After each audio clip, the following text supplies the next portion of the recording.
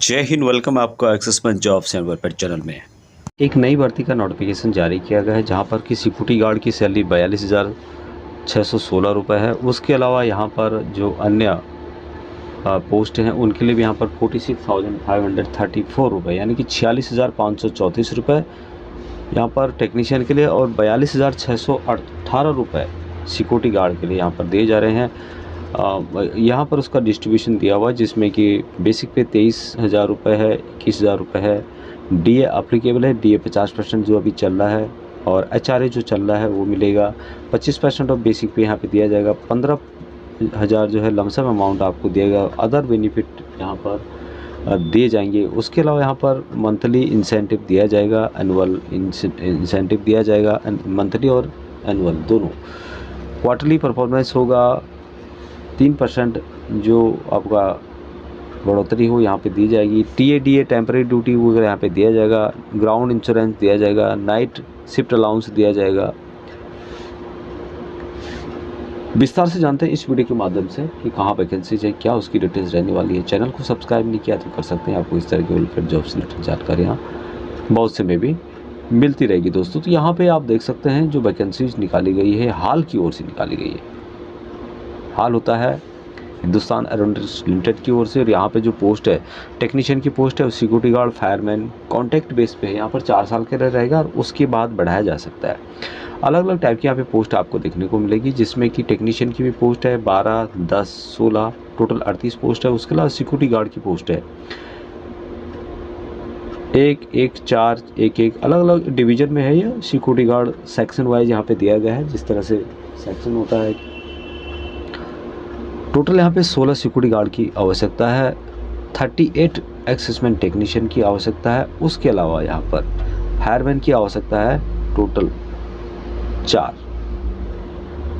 2 fireman की post है यानी कि टोटल 56 वैकेंसीज आपको यहाँ पर दी गई है। ये सभी वैकेंसीज पूर्व सैनिकों के लिए निकाली गई है। यहाँ पर जो सिक्योरिटी गार्ड है उसके लिए एसएलसी पास होना चाहिए या फिर इंटर पास होना चाहिए।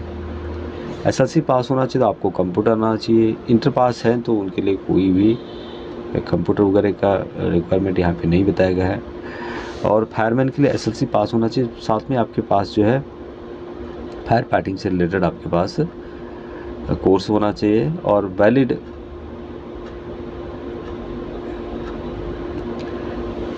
फायरमैन के लिए 12th पास होना चाहिए। 12th पास मांगा गया यहाँ पे। और यदि 12th पास नहीं है आपके पास तो आपके पास एसएलसी सर्टिफिकेट होना चाहिए। उसके अलावा यहाँ पर मिनिमम जो है आपके पास फायर फाइटिंग का 3 महीने का सर्टिफिकेट होना चाहिए। वैलिड आपके पास वैलिड ड्राइविंग लाइसेंस होना चाहिए। ये तो था नॉर्मल के लिए। अभी बात करते हैं यहाँ पे टेक्निकल। तो टेक्निकल थोड़ा अप लेवल का है तो जो भी इससे संबंधित है उनके लिए तो कोई अप्लाई जिन्होंने काम किया हुआ है इससे पहले आर्मी, एयरफोर्स, नेवी में। तो एयरफोर्स स्टेशन में यहाँ पर वैकेंसीज है 12 वैकेंसीज इंजन से रिलेटेड है। एलसीए तेजस की वैकेंसी 16 है और ओवरऑल की वैकेंसीज है 16।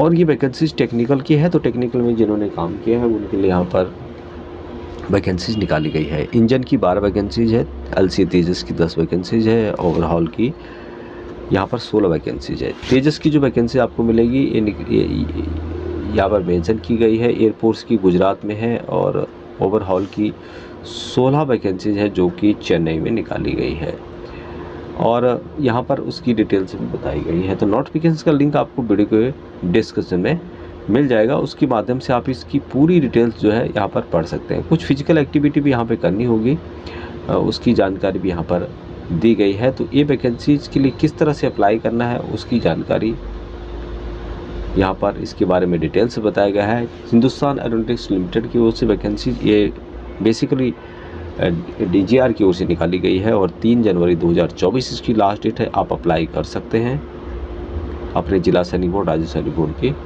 थ्रू। और कहाँ कहाँ पर पोस्टिंग रहेगी उसकी जानकारी भी यहाँ पर दी गई है जो मैंने आपको बताया था। अलग अलग टाइप की यहाँ पे पोस्ट हैं तो लिंक आपको वीडियो के डिस्क्रिप्शन में मिल जाएगा और वहाँ पर पूरी डिटेल्स आप इसको एक बार पढ़ सकते हैं। टेक्नीशियन के लिए जो यहाँ पे डिटेल्स बताई गई है कि आपके पास डिप्लोमा से रिलेटेड आपके पास होना चाहिए, चाहे इंजीनियरिंग से रिलेटेड हो, टेक्नोलॉजी फुल और रेगुलर या फिर डिप्लोमा इन इंजीनियरिंग टेक्नोलॉजी से रिलेटेड। बाकी जो टेक्नीशियन हैं उनके लिए यहाँ पे बताया गया कि डिप्लोमा उन्होंने जो भी फील्ड यहाँ पे बताया गया है जिसमें उन्होंने काम किया है तो उससे रिलेटेड उनके पास डिप्लोमा होना चाहिए, उसकी जानकारी यहाँ पर दी गई। अभी तक इतना ही। जय हिंद।